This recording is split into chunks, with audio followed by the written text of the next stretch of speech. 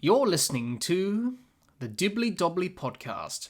Remember to like, share, comment, subscribe, and click the bell to make sure you get the latest episodes of the podcast. Be sure to like and share our Facebook page and follow us on Twitter and on Instagram. Hi, everyone, and welcome back to another episode of the Dibbly-Dobbly podcast. On the podcast, we have started a new series looking at associate nations within cricket and how they are developing the game in their country. Many of us cricket fans know so much about the established cricketing countries and not enough on the associate nations who play cricket. So it would be nice to learn a bit more about those associate countries via the podcast. People can learn more as well. For today's Associate Cricket Series episode, we are discussing all things Netherlands cricket, and joining me to discuss and talk all things Netherlands cricket and associate cricket is Bertus de Jong. Bertus, welcome. Oh, thanks, Jack. Pleasure to be here. No worries, Bertus. It's great to have you here. I'm really looking forward to our chat today, and everyone who's listening or watching today will enjoy hearing your words of wisdom and knowledge on Dutch cricket, because we know so little about it. As I said in the intro, we're mainly focused on mainstream cricket, if I can say that word, rather than associate cricket. So it'd be good to get your thoughts and gain some knowledge. But Bertus, before we talk about that, I want to talk about a little bit about you and your cricketing journey, how you got into cricket. And I've always asked my guests this question before we start any interview on the podcast. And it's been fascinating listening to people's recollections and memories on the game. So Bertus, going way back, maybe growing up, what are your earliest memories of watching, playing, or even going to the cricket? And did you have some cricketing idols growing up? Yeah, so as you can probably tell from my appallingly Pommy accent, I grew up in the UK. I was born here in the Netherlands, but I spent most of my childhood in the UK. So I played a fair bit at school and sort of village cricket around Surrey. Watched a few charity games, and then, but I guess I really ended up watching a lot more cricket than I played it. I sort of almost gave up the game at university, and then after moving to the Netherlands. Didn't play for years and years, but I think for most people of my generation, the defining memory, certainly in England, was of course the 2005 Ashes series, at which time, for my sins, I was in fact still an England fan. So happy memories of that, though confusing ones, because I think these days, having sort of got more into the way that the game is run, and seen a bit more from sort of the other side, or rather outside the fence. At some point, my England fandom has transformed into the same sort of latent hostility that I think the rest of the cricket world, barring actually everyone in the Netherlands, where England fans are surprisingly common, which I think we can get into later. So yeah, growing up, I think 2005 Ashes was I think, as for many people, an absolutely defining sort of memory. And continued sort of following the game quite closely. And then having moved back to the Netherlands, an awful long time ago now, it's been 2008. The next thing that I really recall is the 2009 T20 World Cup, and that first game at Lord's, which was, I'd sort of been aware that the Dutch had a cricket team before, but it's the first time that came as something of a pretty forceful reminder, watching that in the only Australian bar in Amsterdam that was showing it, with quite a few guys that it turned out were playing sort of top division cricket here, and knew a lot of the Dutch players. So that's what really, that's what really brought the Dutch cricket scene into my consciousness. And from there, I went to see a few games, and then I was on, I think, Cricket Info to check when the Dutch next had a home game. And that's where there was like a little advert at the bottom going, "Do you want to do live scoring for us?" And that's sort of how I started first doing live scoring for Cricket Info for Dutch home games, and then writing a bit, and then kind of fell into cricket writing that way. Yeah, that's quite an interesting beginning, I suppose, in cricket for you. Do you still go and watch cricket in the Netherlands? You're a part of any club or team domestically? So yeah, as well as sort of writing about associates cricket more generally. So I kind of broadened from writing about Dutch cricket specifically only about 5 or 6 years ago. But before that, I did quite a lot of work on and still do on Dutch domestic cricket. So on the Dutch top class of competition here, which is the top division 50 over club competition. And I started off writing for Cricket Europe, which used to have a dedicated Dutch section alongside my friend and I think I call him mentor, Rod Lyle, who passionate followers of Dutch cricket will doubtless know. But we still run a website specifically for Dutch domestic cricket, which is something of a labour of love, really. Doesn't bring in any cash, but that's called TK Cricket. And so yeah, actually, I'm almost during the cricket season here. I'm at a game pretty much every week, if not more. But no club membership. Very much trying to remain sort of an impartial observer in that respect. Yeah. Oh, that's fantastic to hear. How you got into that, Bertus. So I thought to begin this interview on Dutch cricket, or Holland, however you like to say. I mean, here in Holland, I live in Amsterdam myself. Nobody really minds. But for those outside Holland, I think that the Netherlands is preferred. Yeah. I thought we talk about the history of Dutch cricket because it's quite an interesting history. Doing some research for our chat today, Andrew, I found one interesting thing which I think many Australian fans wouldn't know, and that's actually the Netherlands actually played Australia in the 1960s and they won by 3 wickets. Right, yeah. 1964 as the Australian team came back from winning the Ashes and played the Netherlands in a one innings match, which they won by 3 wickets. That's down in The Hague at HSC, which is a very old, at the time, fairly dominant club. I think almost half the Dutch team was from HSC, and played on a matting wicket, of course, which would have been a bit of a new experience, I think, for the Australians. Mashing wickets were a relic of the past now. You usually saw them in Pakistan back in the 1950s when Australia toured there in 56, 59. They played on mashing and Koya mashing, but that's a relic of the game. But that was interesting. So it's quite interesting, isn't it? We can spend an episode of a podcast discussing the length and breadth of Dutch cricket, Bertus. I think we'll be here for maybe a day or even more. As I say, there's almost 2 centuries worth of Dutch cricket history. It's a lot of people are unaware of how far the game goes back here. The KNCB, I think, is actually it was founded in the 1880s. I think it's actually currently the oldest extant national board. So obviously the MCC goes back further, but no longer functions as a national cricketing board. And it's possible that Argentina might go back further, and the Danes, it's a bit complicated because they were sort of fused and then separated again from the football board. But I'm happy to take correction from from listeners. But my suspicion is that the Dutch National Cricket Board might actually be the oldest continuously functioning cricket board in the world. Yeah, well, that's news to me. There are so many old cricket boards going around the world. Obviously, Australia, England, 2 oldest ones. So you could be right. Well, I mean, technically, the ECB only dates back to 1997, so it's a bit of only come lately in that respect. But yes, of course, if you take it back to the MCC, then the MCC goes back a lot further. Yeah. And Australia, I think, in its current form, goes back to 1904, 1905. But there's an organisation prior to that, but again, sort of disbanded, and it's now a new organisation. So in terms of the current organisation, it's either the Netherlands or it's likely another one of those secretly extremely old associate boards that have been sort of pottering around, quietly minding their own business for almost 150 years.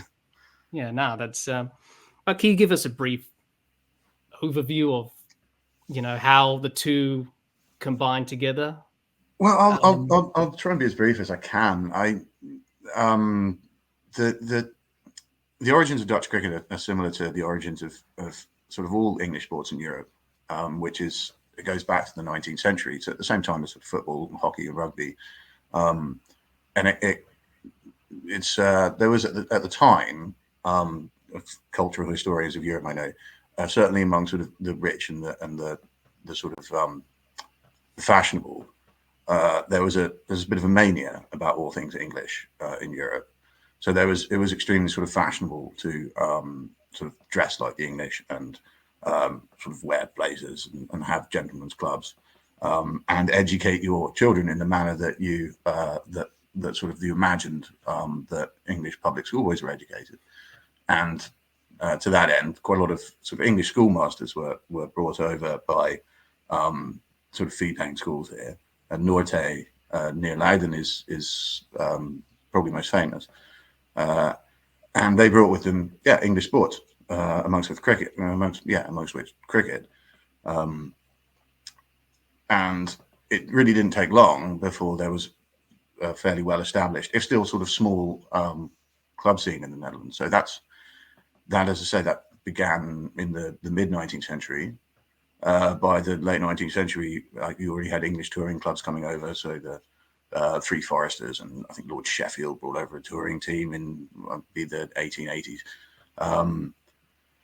And the scene has sort of persisted since, but it's persisted in a sort of without ever really democratizing in the way that other sports did here. So the cricket scene in the 1950s and 60s didn't look massively different to the cricket scene from 50 years ago. And it continued to be seen as a sort of English and vaguely eccentric thing to be doing, really up until the sort of, the late 20th century. And the KNCB, it started off as the NCB. The K stands for Koninklijk, so it got a royal charter at some point along the line. I'm not quite sure when that happened. Began organising the national club competition. That's also sort of, which ran through the whole 20th century. I think they only missed a couple of seasons for wars, occupations and the like.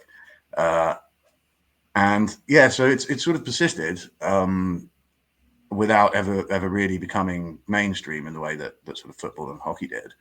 Then ICC membership in the 60s, and then has sort of continued to participate as a sort of leading associate without ever threatening full membership, but pretty much ever since. So the Dutch competition sort of record in ICC competitions has always been sort of strong and near the top without ever sort of pressing for higher honours, so to speak. Yeah, but they have achieved a lot along the way, memorable wins and victories, as we know. So that was an interesting overview of the history of cricket in the Netherlands, Bertus. Get my words muddled up. Common mistake. Yeah. I think it's the classical beard which has put you off there. Yeah. Anyway, let's refocus. So very interesting overview that you gave on the history of Netherlands cricket. I'm sure, we will be able to do a long feature length sort of thing. We may have to bring you back to get into the nitty gritty of it. Be happy to, yeah. For one of our historical episodes on the podcast, because the history of the game is very important. So let's talk about the national teams, Bertus, the women's and men's teams in the Netherlands.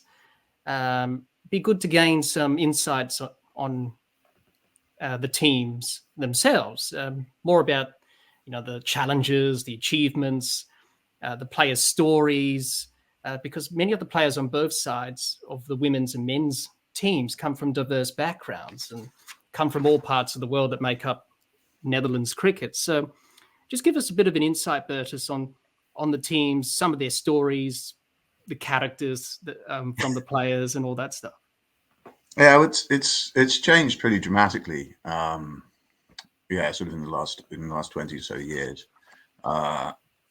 You say that from sort of diverse backgrounds, and that's true in a couple of ways, especially in the men's team, of course, where you see like a number of players who learnt their cricket abroad or were born abroad and qualify.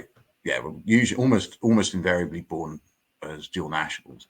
So that's become a bit more common. It's not entirely surprising, of course, because the Dutch have a substantial diaspora. It's a very well traveled country. So there's an enormous amount of Dutch people living abroad and living abroad in cricket playing countries. So consequently, I think a substantial portion of Dutch kids that are growing up playing cricket aren't doing it in the Netherlands. And yeah, we live in a sort of increasingly globalized world. You're seeing a lot of sort of return migration to the Netherlands now from those populations. So you'll see that, a lot of the people playing cricket in the Netherlands are people who didn't grow up here. And at the same time, of course, the Netherlands itself is becoming more diverse. There's a growing South Asian expat and immigrant population. So there's a lot of people that come over here either to work sort of in the tech sector, in the finance sector, especially around sort of Rotterdam and Amsterdam. And they or their kids are often pretty active in the Dutch club scene, and their kids especially often sort of come up. You'll see the under-19s team is sort of dominated by the players from that community. So players like, sort of Vikram, who I think Vikram Singh, who came over here quite young, Aryan Dutt, Shariza, Musa Ahmed and stuff. These are, and of course the Zulfikars, these are sort of, they all came up here. They all played their youth cricket here. I think all but Vikram were also born here. And so I think that's quite reflective of sort of where cricket is in the country at the minute.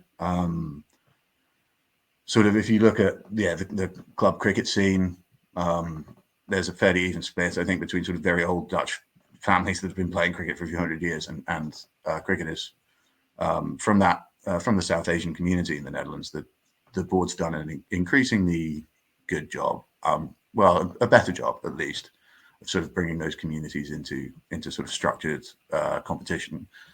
And then, of course, so sort of return migration from more established cricketing countries with Dutch diasporas. And also the Dutch club competition is very competitive. And you could actually say that for a lot of Dutch cricket fans, club cricket is taken rather more seriously than international cricket. That the top class are sort of seen as serious competition, whereas this attitude of international competition kind of being sort of novelty exhibition games, which also goes back to the days when that's exactly what they were. Much as the sort of that game against Australia, which is sort of a one-off that happens sort of once a summer, you'd have somebody tour, and it's sort of not seen as terribly serious. That attitude's kind of persisted, with the result that clubs are obviously very quite keen to get extremely good overseas players in when they can, when there's money for it. And those players often quite like the Netherlands, and a few of them sort of hang around. A lot of them tend to end up marrying Dutch girls one way or the other. So players like, say, Tim Pringle or Max O'Dowd, they're actually products. They're literally products of the top class, so they wouldn't exist without Dutch cricket. Max's father and Tim's father both met the two players' mothers over here while they were playing top class of cricket as overseas pros.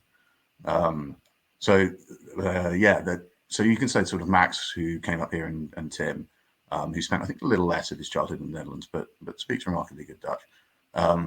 They're genuinely products of Dutch cricket. You sort of look at their their cricketing background and you go, oh, well, they're Kiwis. It's like, yeah, but I mean, it's fair to say that there's, they're not just half Dutch.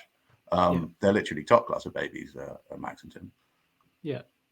Well, I suppose that's why many people pursue other options, I suppose. If they're not going to get a game in their own country or play for their country, maybe go and, that's why. That kind of works both ways, of course, because players that come up here as well, a lot of these guys come and spend their summers, especially if they're growing up in the Southern Hemisphere, will be over here during the southern winter playing their club cricket here. So that's a fairly common story as well. That's how Scott Edwards ended up coming over in Dutch cricket. It's quite attractive for clubs to look for players who have Dutch passports to bring over as overseas players, because it saves a lot of trouble with visas and taxes and the like.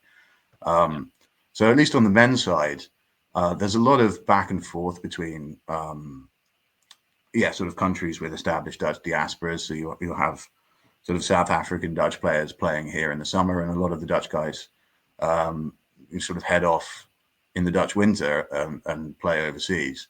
And those sort of connections between Dutch cricket and clubs in especially South Africa, but also to an extent Australia and New Zealand, are fairly strong. So you will see a lot of back and forth, at least in the men's game. And the women's game, I think both effects are rather less pronounced. In part, of course, because there's just less money. Yeah.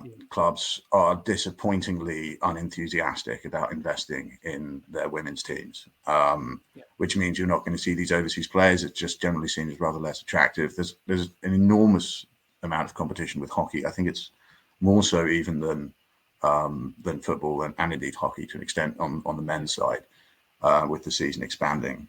So on the women's game, I think the men's game, as you sort of see, is growing largely due to the advent of a growing South Asian community, which is really bolstering the numbers. That effect is considerably less pronounced in the women's game. The competition from other sports seems to have a greater impact on the women's game as well, and the effect that really you have to say that women's cricket has gone backwards quite significantly in the Netherlands.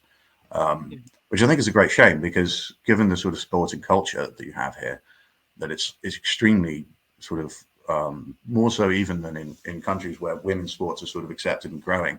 In the Netherlands, it always has been. It's sort of seems almost unusual for young girls not to play some sport or other.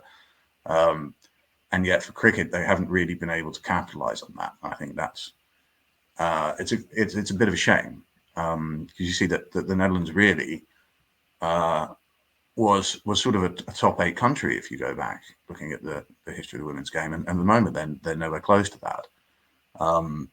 You'd almost say they've lucked out a little bit that they've been granted ODI status, really on the back of a kind of historical legacy and this vague perception that they're a stronger team than perhaps they really are, or at least that they were when they got ODI status a couple of years ago.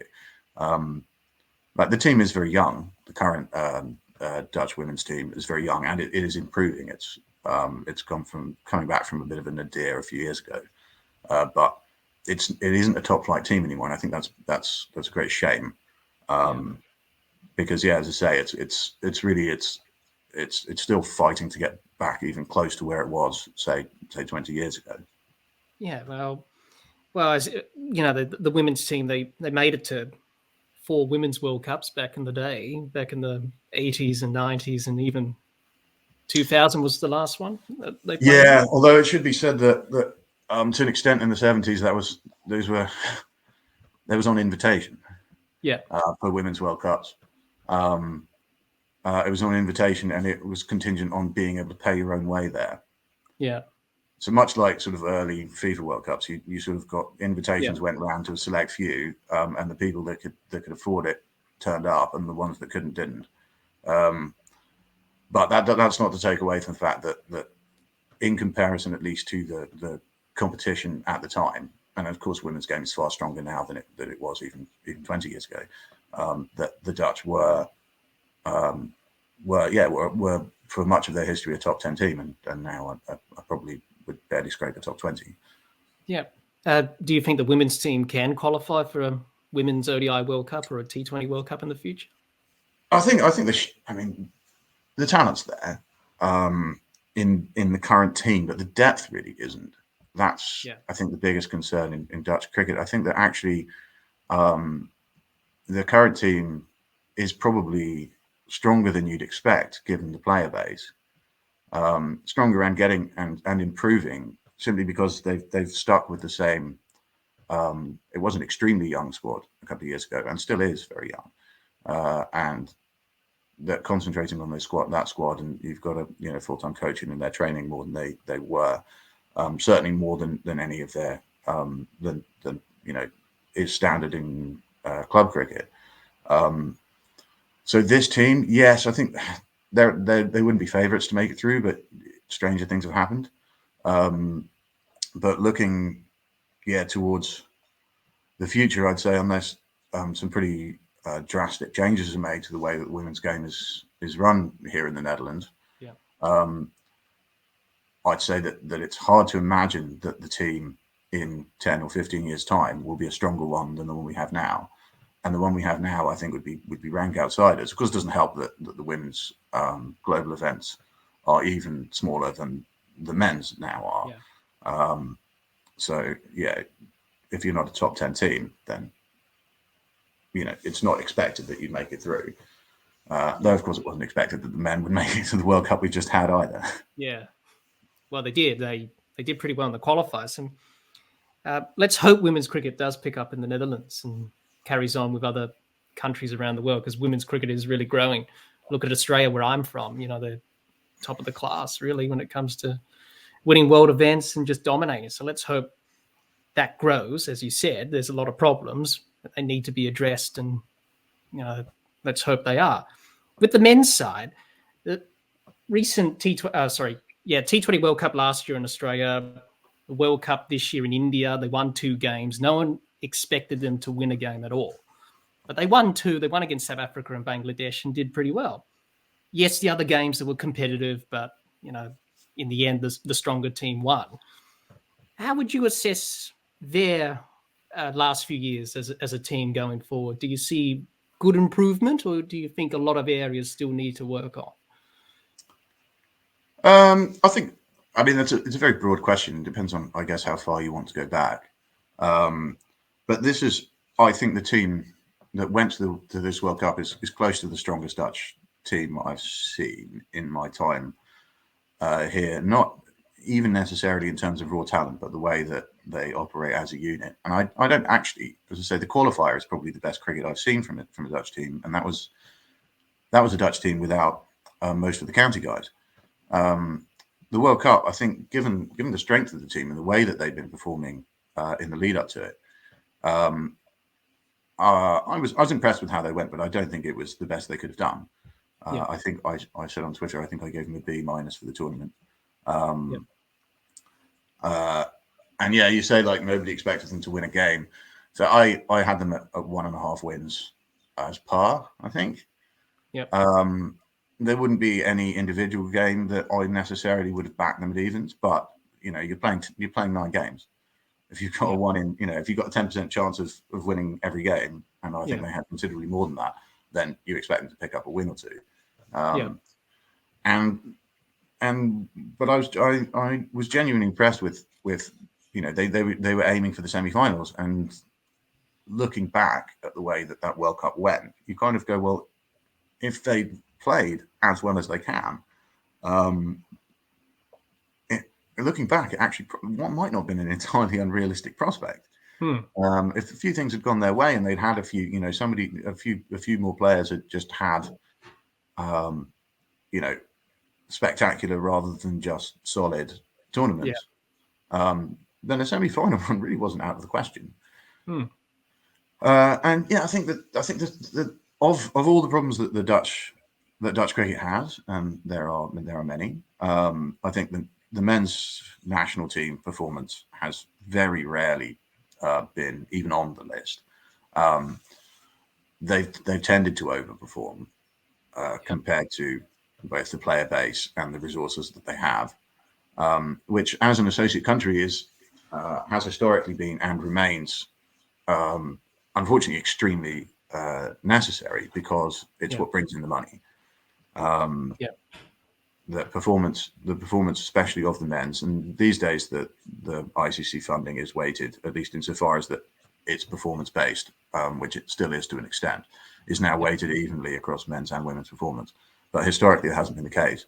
And the Netherlands has this advantage to an extent over other associates, in that for much of their history, the Dutch players could play county as non-overseas, thanks to EU nationality. That's no longer the case, but we're sort of seeing the tail end of that. So that proximity to England, then the substantial Dutch diaspora, which has meant there's generally been a fairly solid supply of players who have come up in cricketing countries to supplement the talent which is produced locally. And those are sort of structural advantages in men's cricket that other associates can be quite envious of, I think.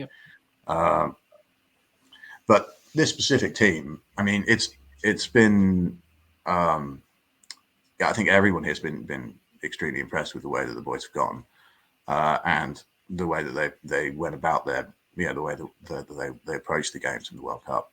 The qualifier, of course, was a phenomenal tournament for them. and yeah, coming up sort of a new captain and a new coach. And I think it's sometimes you see that sort of transition can lead teams to lose their way. And I think in the case of the Dutch, it's had very much the opposite effect. Yeah. They've really come together. And the way that Ryan Cook's held together a squad, which often, like a substantial part of it is not in the same country and don't play their cricket at the same time. Yeah. But the way that he and before him Ryan Campbell, and I know that this is a project that Ryan Campbell's been working on, I think we have to give him a degree of credit for leaving Dutch cricket with his local player base. Cambo was very keen on just expanding the depth of the sort of high performance guys, being able to know that if you had issues with getting the county guys released, that you could put a team on the part that you'd be happy with, and that in and of itself meant that now you've got sort of an extended squad of sort of 30 guys. It produces competition for places, and it produces, but at the same time, a degree of sort of common purpose. Which I think I've been really impressed with how Ryan Cook's been able to do that, in spite of the fact that he himself has not always been in the Netherlands, and being able to hold like a squad that's as large as that, and players that drop in and out, players that aren't necessarily all in the same country at the same time, being able to hold that together and all pulling in the same direction. That's I have to say I've been really impressed with it. Yeah, I was impressed as well, looking from afar and watching the tournament as a whole. And I think that's good for world cricket. We saw that with Afghanistan, didn't we? They had to come through the ranks. They were there as an associate nation. Now they're a full member. And they nearly made it to the semi-finals. Unfortunately, things didn't quite go their way. But just shows you, if you put in time and effort and investment, then these associate nations can achieve great things if you put the time and money and resources into them. But as we know in world cricket, that's easier said than done. Oh yeah, the Afghanistan are special, of course, in a number of ways. Obviously, the way that cricket came to the country, it's very different from the way that it did most associates. It's sort of the history of Afghan cricket is almost inseparable from the very difficult history of Afghanistan in sort of the late 20th and early 21st century. That without the conflict that you've had there, you probably would not have had cricket in the same way, because so much of it is from the influence of Afghans who were displaced into Pakistan. And the story is a very compelling one. And I think that's something that the ICC realized quite quickly, that the Afghanistan are seen to an extent in the associate world as having been something of a pet project of the ICC. Which I don't think that's unfair, but I think you also have to say it's been a spectacular success, at least, of course, in terms of the men's game. The women's game in Afghanistan, such as it is, has got a bit more attention now that it's been officially abolished entirely by the Taliban. But those, of course, who are watching Afghan cricket since they began their rise will know that there's never really been any substantial commitment to women's cricket from the Afghan board, even prior to the Taliban takeover. That if anything, there's been a sort of latent hostility to it. But in terms of at least the men's game, it has to be said that it is quite an inspiring story, and it is something that the ICC, I think, realised quite soon had the potential to really take off. And credit to them for sort of helping and fostering Afghan cricket. But yeah, conversely, of course, you can see that other pet projects, such as the USA, was something that the ICC have been again disproportionately funding and paying disproportionate attention to, and has really gone almost nowhere. What you're seeing now with Major League Cricket is actually almost entirely through private investment that's come from India, rather than what the ICC have been trying to accomplish there for absolutely decades now. Yeah. Interesting to hear your thoughts on that. Where do you see the men's team going forward in terms of them achieving things, tournaments, T20 World Cups, 50-over World Cups? Do you think they could make it to a knockout stage in one of those tournaments, or do you think they'll just keep? I think it's entirely possible. If you look at they habitually make it to the second stage of. Well, you see, sort of the thing is that the group stages in T20 World Cups are obviously so short, at least in this coming one. The Dutch have a habit of either doing extremely well or just imploding massively in the first stage. Yeah. But it's the global tournaments are a bit of a crapshoot for associates. A team that thrives under pressure and that all comes together in the right way and has a bit of luck with getting their prep sorted and sorting out preparatory tours and stuff is generally far more complicated for associates. Can impress. So you saw Namibia really impress for a tournament and then not really go anywhere in the next. You saw the Netherlands played 2 T20 World Cups less than a year apart. And in one of them, they finished the top 8. The one before that, and everyone forgets, they were shambles. And it wasn't a substantially different team. So can they make a knockout stage? Yeah, sure. I mean, if you look at the way that the next T20 World Cup is structured, it really only takes beating one higher seeded team, or in fact, no higher seeded teams, if you consider the fact that notionally the Netherlands are a top 8 team going into the next T20 World Cup, although I don't imagine they'll be seeded that way. But in principle, it's one of those and you're in the Super 8. And then realistically, you're one more upset away from making the knockout. So yeah, that's entirely plausible. But then there's plenty of associate teams who I think you could do the same. Yeah. Going forward for the men's team, I imagine they'll continue to overperform. This is an extremely strong team, and it's a bit of a shame that they're going to be they're essentially relegated back to associate competition now. They'll be playing in League Two, in spite of how they did at the World Cup, in spite of the fact that if the Super League still existed, they would have, based on those performances, they would have earned a place back in it. But there simply isn't any provision for it. So they have no fixtures at all, at least no ODI fixtures against full members now. The Pakistan series was recently long grass, so it's not entirely clear whether that's happening now. Their fixture list is entirely associates with possibly Ireland coming over, I think, early next year. So it's hard to capitalise on that sort of success, simply because anyone who was interested in cricket, or in the Netherlands who became interested in cricket, or at least as a fan, their question will be, great, what's next? And the answer from the KNCB, from the ICC is, alas, no, nobody really knows. I mean, the League Two fixtures haven't even officially been announced yet. So I think everybody actually knows that they're going to be playing Namibia and Nepal, or at least playing Nepal. They're touring Nepal in February, I think, which is part of League Two, as I understand it. Maybe playing some T20Is, but those haven't even officially been announced. The structure of the competition hasn't officially been announced. They're organising their own warm-ups for the T20 World Cup. I think they're going to South Africa to play some SA20 teams, and maybe trying to get a try series together with Ireland and Scotland. But it's basically back to that. It's basically sort of, here's a few ODIs for the cycle against other associate teams. That's what you get from the ICC, and for the rest, it's sort of like, sort it out amongst yourselves.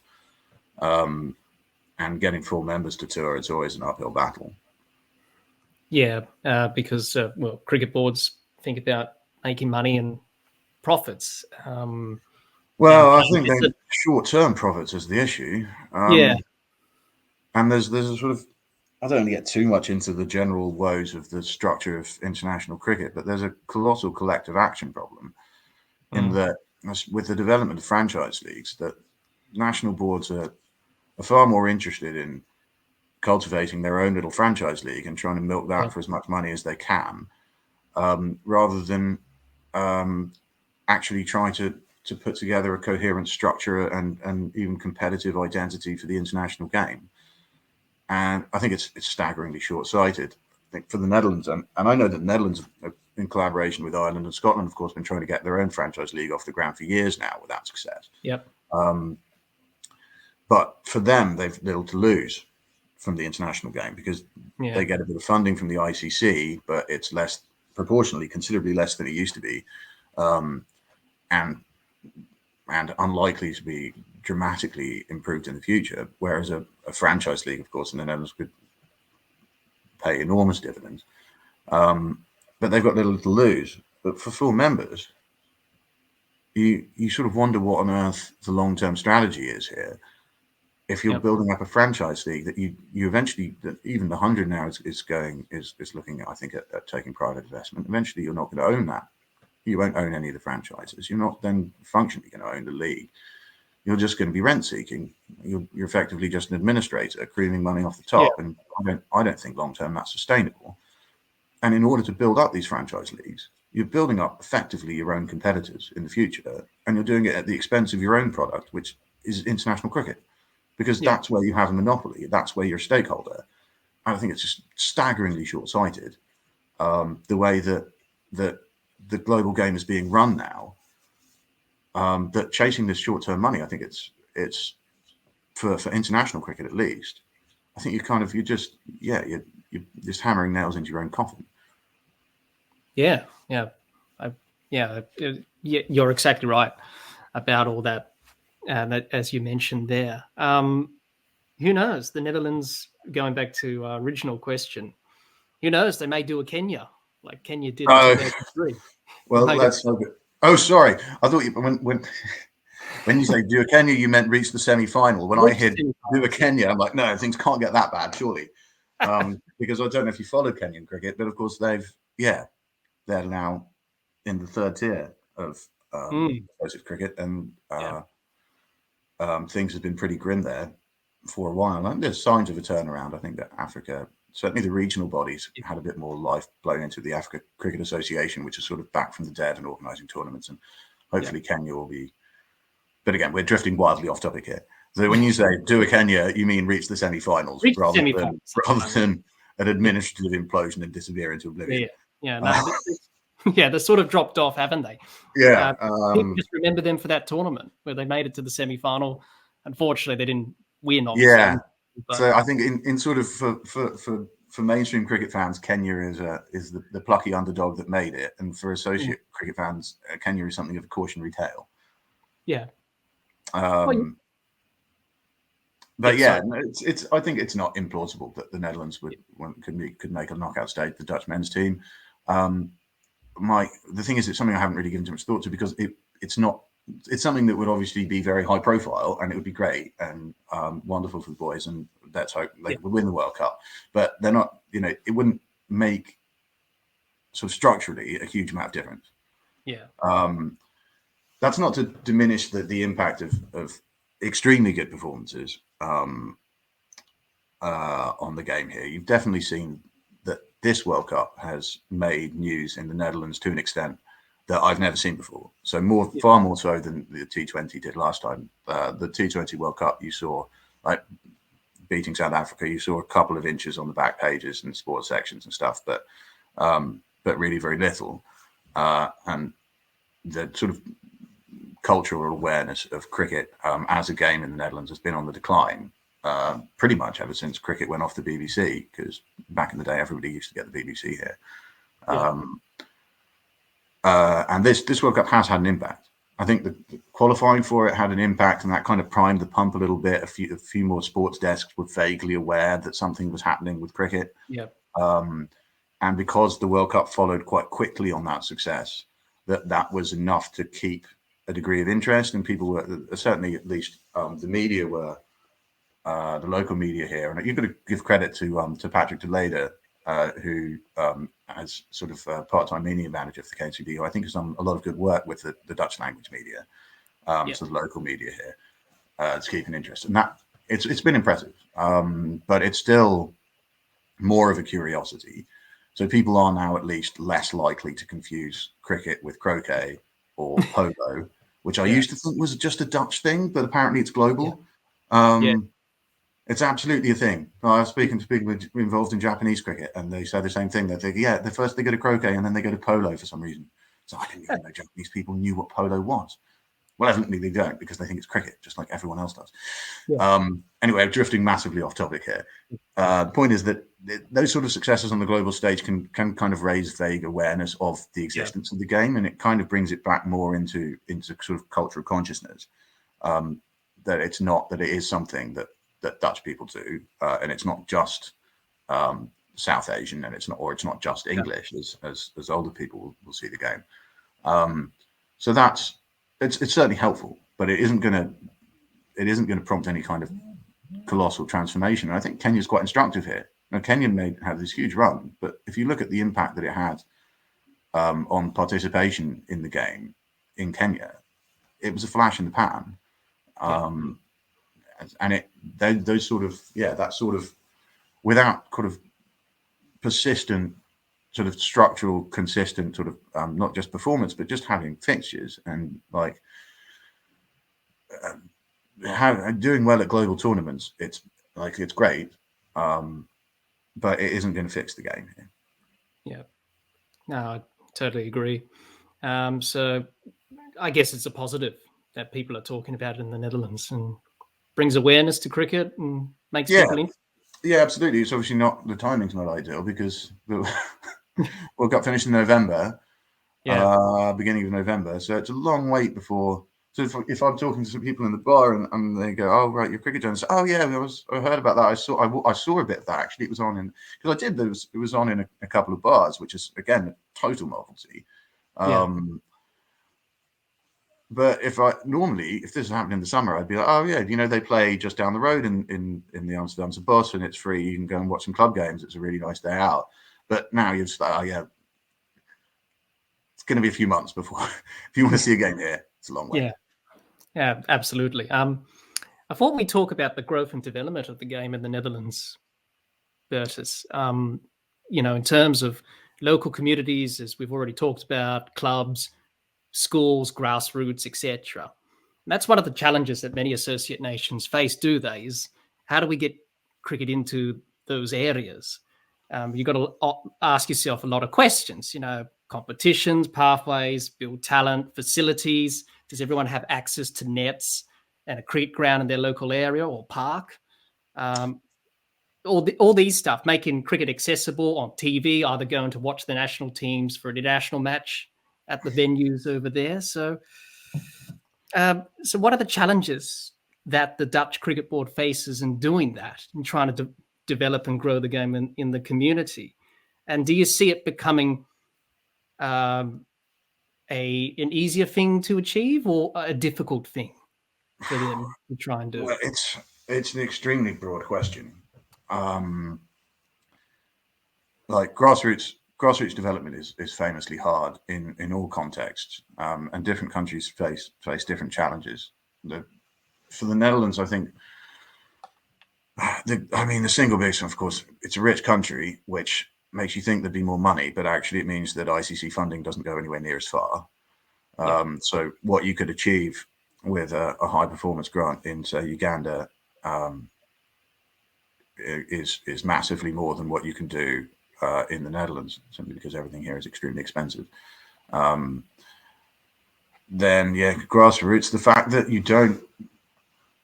have to accept the fact that inter-school sports isn't really a thing here. It's very club-based. And that means that running cricket clinics in schools, which the KNCB does do, you're still missing a step, because you can't expect, because competitive school sports essentially is not really a thing that happens in the Netherlands. You still need to then connect anyone who actually wants to play cricket to a club. And because, that's especially for kids, if they're not doing something together with their friends, that's a very difficult step to make. And it's, the parents the same, unless there's an existing connection to that club. It's very difficult to make a transfer from a clinic in a school to like membership of a club. So it's very difficult. I think that cooperation with clubs and KNCB programs has improved, but again, it's just very difficult to do. In terms of infrastructure, the infrastructure is pretty decent for an associate at this level, in terms of indoor facilities, a few grass wickets. It's more than you'd expect for a country with still so few active cricketers, but it is incredibly concentrated in what's known as the Randstad. So that's the conurbation of Rotterdam, The Hague, and Amsterdam. Outside of the Randstad, there's just vanishingly little. There's sort of clubs dotted around here and there, but there are absolutely plenty of sizable Dutch cities where you won't see any cricket played at all. And that, again, it's something that the KNCB is working on. They have, at the moment, I think, almost as many full-time development staff as they have players on contract. I think actually they are. I haven't looked at the numbers recently, but it wouldn't surprise me if they're spending more on the handful of staff they have in the office doing full-time development work than they are on player salaries. Which is why, yeah, I mean, the first team is, you have to go a long way down the rankings before you see another before you get to another cricket team with as few players on full-time contracts as the Dutch. Yep. So yeah, there's an enormous amount of challenges. Then the fact that a lot of the growth has come from the South Asian community, but those clubs face their own difficulties. Firstly, in that a lot of those clubs grow out of people who know each other either from that community or from their work. If they're especially the expat South Asian clubs from work, they don't have their own grounds. They don't have sort of, especially the expat ones, don't have deep roots in the community, in sort of the places where they're living. The immigrant community, that's somewhat different, of course, because a lot of them are very well established, and you're looking at second and third generations. But they won't have their own grounds, and they won't. The last thing that they'll be thinking about is necessarily looking at then developing women's cricket, which is in some cases not particularly sort of, that's, I wouldn't say alien to the culture, but certainly not something that is accepted in the same way as it is in Dutch in mainstream Dutch society. Yeah. Or youth cricket, when really you've gone through this whole rigmarole of putting a new club together so you can play cricket with your mates, and suddenly the KNCB is there going, yeah, you can't actually be promoted unless you have like a youth section and women's section. A lot of people just give up and then go, okay, well, we'll just have our own league then. Yeah. So you can't. It really needs to be this again. It means that if you want, not unreasonably, of course, if you want to take these newly established sort of clubs and newly established teams of the growth that's being driven, which is of course extremely welcome from these communities, then you have to use pretty much exclusively a carrot to try and get them to sort of get into sort of women's cricket and youth cricket and developing facilities and stuff. Is the only way you can, and that's not unreasonable, of course. The only way I think you can fairly do that is by offering them an incentive rather than the stick. Because if you try and use regulation to do it, then quite reasonably they're like, look, I just want to have a cricket team with my mates. If the KNCB are going to be difficult about it, then we'll just have our own league, and that's fine. But that of course costs money, and there isn't any money. So you kind of run into this wall that all of these things, which are extremely laudable goals, and they're very difficult to prioritize, of course, because you then also need to be looking at established Dutch clubs and going like, what happened to your women's team? You had a women's team like 10 years ago. What happened to it? Why is your youth team now combined with the club across the road when you used to each have like two? And then you go, well, they have to compete, of course, in the same leagues. And again, you need the carrot rather than the stick, and the carrot costs money. So that's not to say that the problems are intractable or impossible. Of course, the national team's performance brings in a bit more cash, and there is money available, but you have to prioritize. And again, like, I do not pretend to have all the answers. I very occasionally have opinions about the KNCB's efforts for development, but I'm pretty reluctant to criticize because the problems they face are pretty significant, and there aren't really any easy answers. And you're facing an extremely sort of complex and competitive environment in terms of developing sport in the Netherlands, and everything is horrifically expensive. There's no easy answers, basically. That's That's, I don't want to paint too negative a picture, because at the end of the day, the Dutch have a lot of advantages and a lot of assets that they have, and the men's game is growing for a lot of these reasons. But to actually bring it into sort of a mainstream sport, they've got a long way to go. Yeah, absolutely. It's just all those hurdles and stumbling blocks, really. It's, as you said, it's just running into a brick wall and you're not going to get anywhere. So that was good to get your insight on that, because all countries are very different, in terms of... those are obviously a completely different set of problems than what you might face in, as say, in Malaysia or sort of a Rwanda or who have their own often equally significant or far more significant problems. But it's very difficult to adopt a sort of one size fits all approach to development, simply because the contexts are so very different. And this is, I think, really why, to my mind, that the ICC needs to be doing far more to build up their regional bodies, who tend to be able to deal with countries that face like sort of similar issues. So the issues that are faced by, say, a France and a Spain or Denmark are often very similar, compared to what you see in, say, an African context or an East Asian context. And yet those regional bodies have been sort of allowed to wither on the vine. I mean, in some cases, it's just a couple of people. Whereas, in Asia has the ACC. Whereas, in some of the other ICC regions, you have essentially, it's just a man and his dog operation. It's underfunded, understaffed. And there's no real cricket board overseeing that.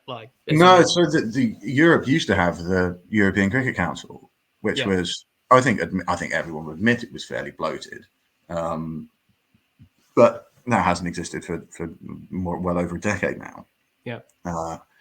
And that was sort of subsumed into ICC Europe, and then ICC Development, Global Development Project Europe, and then at one point it was essentially just a couple of guys in the ECB offices, and that's I mean, Andy Wright, who's in charge of who's heading up the ICC's sort of Europe division.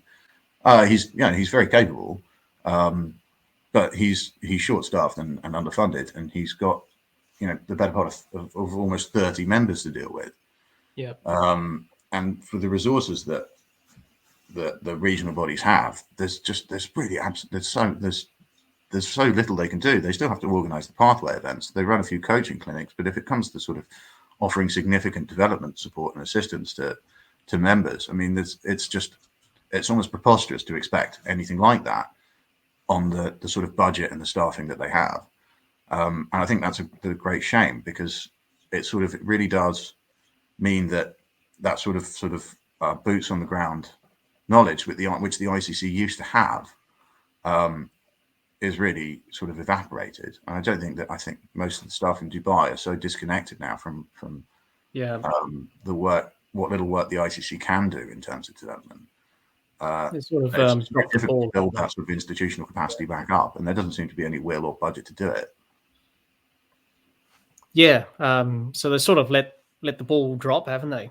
They just sort of probably don't really care as much as... Well, it's pretty much kicked the ball away, to be honest. It's not the ICC, of course, that don't care. It's that the full members don't really... They don't see why money that's made at ICC global events should be spent on, well, mostly in countries that aren't even playing in those events. They don't think that the money that the ICC raises through, especially now that there's so much money. Back when we weren't talking a huge amount of money, nobody really paid that much attention. But then, after the first few events of this millennium, suddenly we're generating huge amounts of cash. Well, I think you see full member eyes lit up and was like, why is all this money going to something called dev? What even is that? What's the pathways? Why is that getting all the money? Why aren't we getting some of that money? And then 2014 happened, and now here we are. So that's... It's a bit frustrating, isn't it? Well, it is a bit frustrating. That I think that a lot of the budgets that were cut back in 2014, which have never really come back, including the sort of dedicated development budget that the ICC used to have, top line, like I think it was 6% off top line. the people who scrapped that didn't really know what it was for. Yeah. And they had no interest in learning. And all they thought was, well, that's money that came from a World Cup that we were at, so we think that should go to us. And people tend to blame the BCCI for that, and there's no question that the BCCI had hands in it, but Cricket Australia and ECB are at least as culpable, if not more so. Yeah, that's and yeah, I think it's a great shame, because I think the game would have been considerably different now if you'd even had another decade of the kind of dedication to development that the ICC used to be able to produce. And yeah. I think it's a huge missed opportunity. Yeah. Yeah, no, that's right. Exactly right. So has it? So obviously it's gotten worse than like 20 years ago, or even way back. Well, it should be pointed out that the difference is, of course, that now there is so much money that even if you have a substantially smaller proportion of it, it turns out that you're almost back to the level of funding you were at before. The real problem, I think, is a structural one, and that is that I think especially the decline of ICC regional bodies and regional programs, and the money that the ICC used to spend themselves rather than handing out to associates. I don't think there's many associates that are now in a situation where they're getting less money than they were, say, 15 years ago.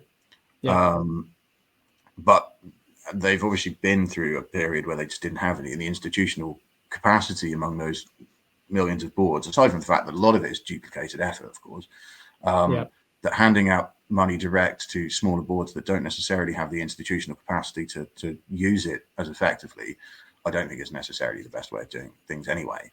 But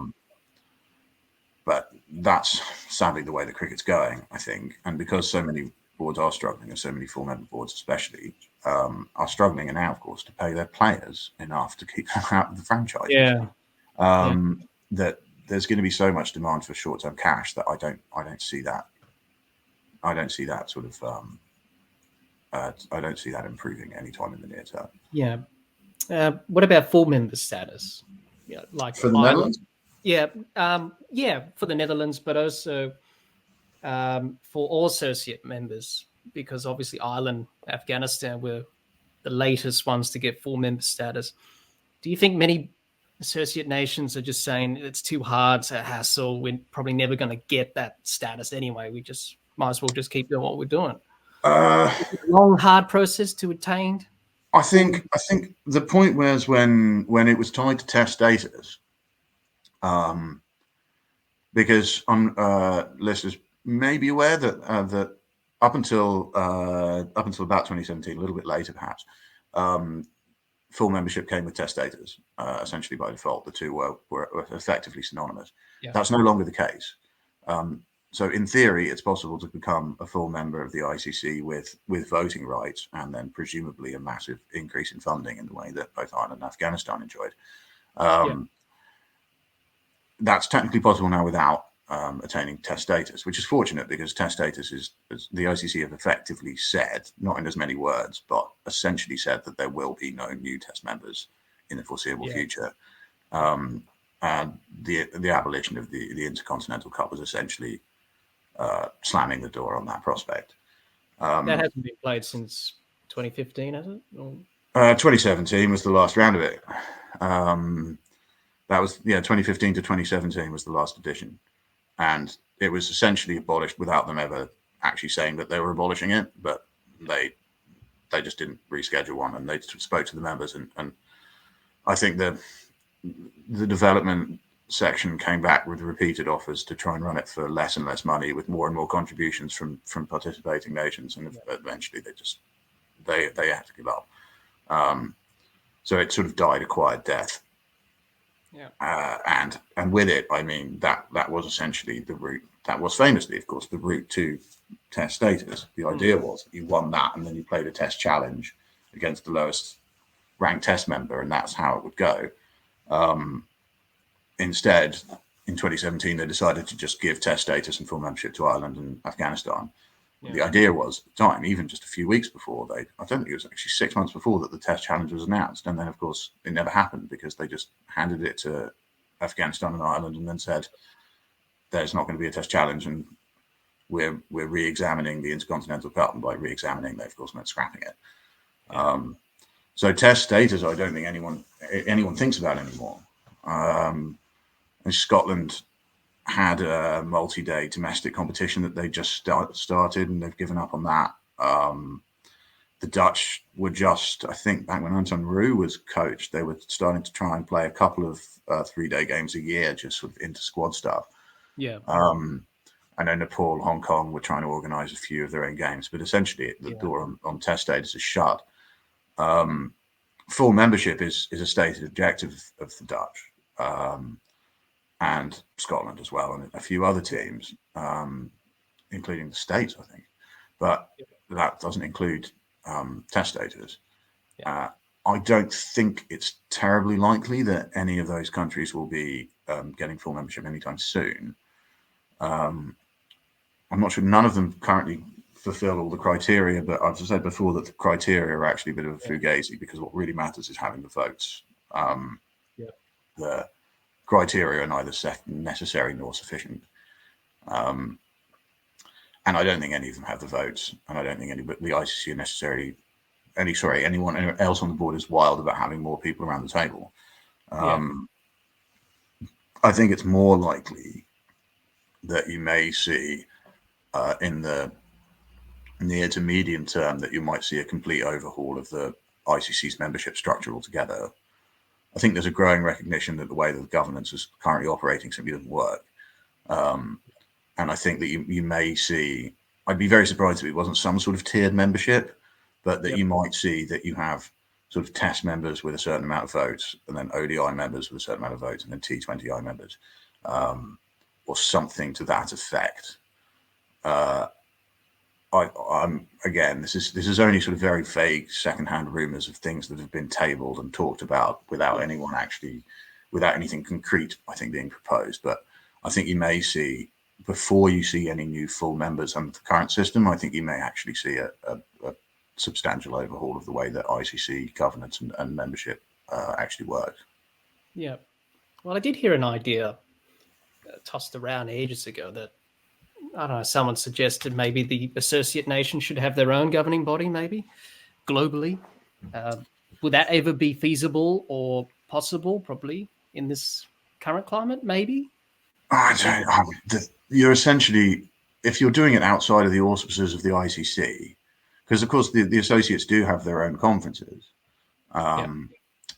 With it under if you're talking about doing it outside the auspices of the ICC, I think that's pie in the sky stuff. I think it's a bit silly, because you'd be talking about everyone giving up ICC funding, because you'd be setting up a rival body.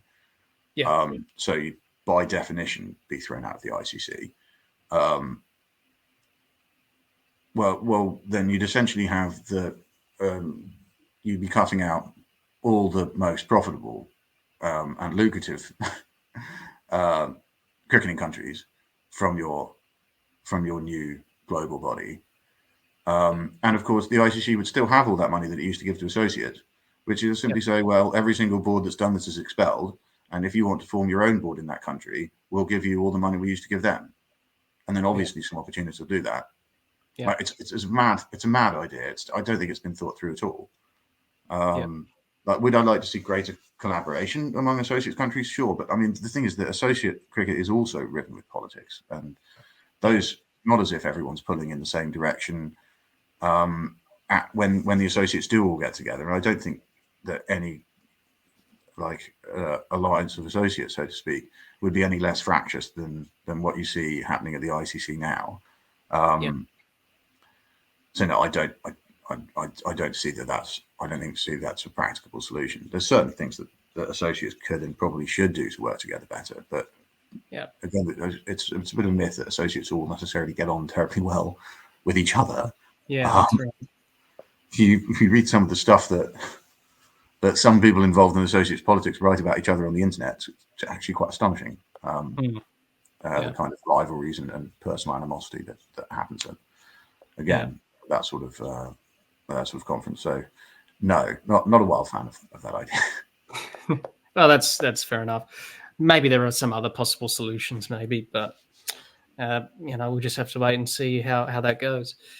I thought, Bertus, to end our chat today, which I've enjoyed immensely. I've learned a lot about Dutch cricket and associate cricket along the way. I thought we talk about the future of cricket in the Netherlands. Just predict what's going to happen. I know that's very hard to do. The future is very unpredictable, as we know, in the world today. But your thoughts on the Netherlands going forward into the future as a cricketing nation, but also associate cricket as well. What does the future hold? Well, the immediate future, I think, is it's certainly the coming 2 years. It'll be a bit sort of back to normality. The progress that's been made, I don't think, in terms of certainly the sort of men's national team performance won't be lost. You've got now a squad, several of whom, like more than half of whom, are professional cricketers in one way or another, and that they're going to continue, I think, to do extremely well. I'd be very surprised. I'd be very surprised if they had any real difficulties with in the associate competitions that they're likely to be in. I think you'll see them continue to impress at global events. I think they're a decent bet to qualify for the next few ICC global events, with the exception of the Champions Trophy, of course, which is just 8 teams. But so in terms of sort of men's national performance, I think you can expect that, yeah, there'll be far fewer opportunities without the Super League. There'll be far fewer games against full members. You'll see them winning a lot more, I think, against generally not weak, but weaker opposition. So less time, they're going to spend a lot less time as underdogs in every game that they're playing. In terms of, I think, in terms of the game more generally, I think they're going to keep muddling on. The fact that it is a time, it's quite a crucial time for the game here, I think, in the Netherlands, insofar as that you're seeing, of course, a transformation in the sort of makeup of people who play the men's game, at least. And it's extremely important to get everyone firstly pulling in the same direction, and to manage that. And there's attendant difficulties, but I think the KNCB's done a reasonably good job of that. But yeah, the problems we spoke about earlier about grassroots cricket, they're going to persist. Hopefully, there'll be a degree of professionalization at the office. People get, you sort of warm to their work in that respect. But it's going to remain a minority sport, if not necessarily a sport of minorities, as it is in most of continental Europe. But it's going to remain a sort of a fringe sport here. I think probably the model you want to be following is rugby, where participation is pretty high, but it remains like it's never going to be something that is that dominates sort of the back pages. And you would expect, actually, in terms of competition with other associates, that there's countries that will eventually go past the Netherlands. I don't think that's necessarily a bad thing. You would expect Nepal to be a better team than the Netherlands in 20 years' time. If they're not, then something's gone very wrong there. And I don't think that's necessarily a bad thing. I think that it should be okay to be a niche sport in a country, and so long as you are a niche sport, you shouldn't necessarily expect to be able to compete with the best. But for the time being, the Dutch can. So I'm sort of, there's, in terms of men's cricket, I think that they're on the right track, but there's only so much that can be achieved. In terms of women's cricket, I think I would say cautiously pessimistic about the way that the game is going here. Participation is down. The clubs don't seem, both new and old clubs, don't seem willing to prioritise women's cricket.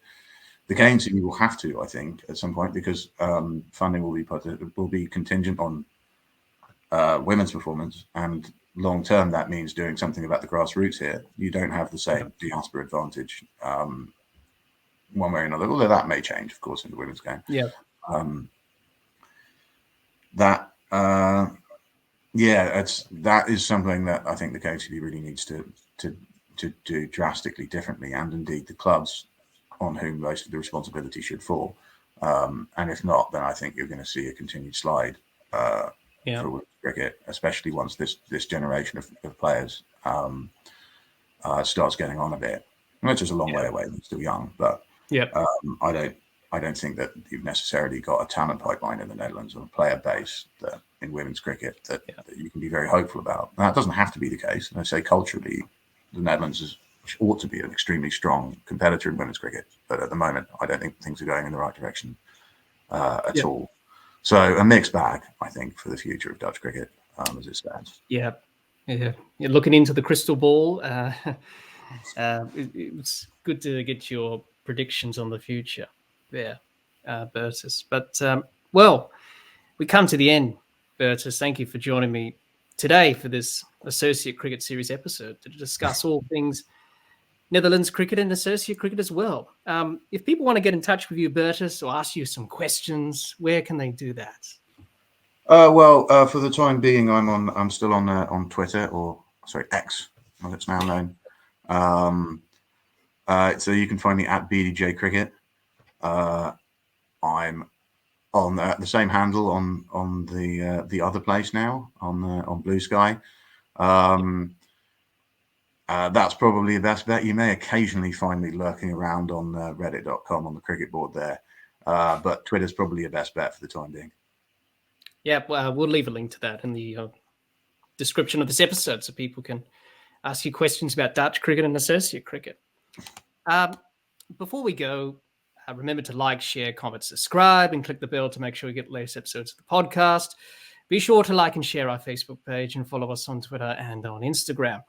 So the podcast is available on Anchor, Spotify, and on Apple Podcasts. Once again, thank you, Bertus, for joining me today to discuss all things Netherlands cricket. I hope all of you watching or listening to this Associate Cricket Series episode learned a lot more about cricket in the Netherlands and learned a lot more about Bertus himself and gained his knowledge of associate and Dutch cricket. Until next time, keep safe and bye for now.